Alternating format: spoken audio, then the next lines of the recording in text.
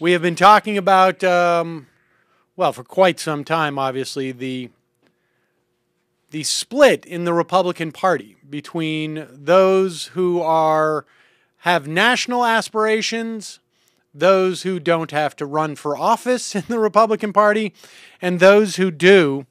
And nothing, I think, exemplifies that more than this story in the New York Times today. Dozens of prominent Republicans, including top advisors to former President George W. Bush, 4 former governors, and, are you ready for this? 2 whole members of Congress. 2 whole Republican members of Congress have signed a legal brief arguing that gay people have a constitutional right to marry, a position that amounts to a direct challenge to Speaker John A. Boehner and the Republican caucus, which has spent literally thousands of dollars on defending things like DOMA in the Supreme Court. The document will be submitted this week to the Supreme Court in support of a suit seeking to strike down Proposition 8, a California ballot initiative barring same-sex marriage.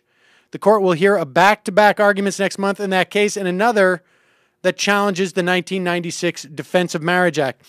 Listen to who these people are. First off, the 2 Congress people are, as far as I know, one from both backbenchers, one who is from the Miami-Dade County area in Florida, a district that is trending Democratic, another from upstate New York, Richard Hanna, in a swing state in New York State, a swing district in New York State. And so here you have essentially the only Republicans who can come out in favor of marriage equality are ones who do not have to address their own constituents.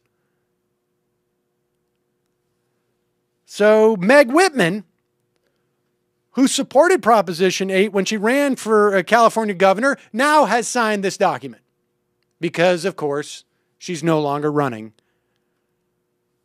for elected office. Contrast that with a guy like Bobby Jindal, who just, days ago, weeks ago, saying that we have to stop being the stupid party. Just a couple of days later, he comes out and says, well, I'm definitely against the same-sex marriage.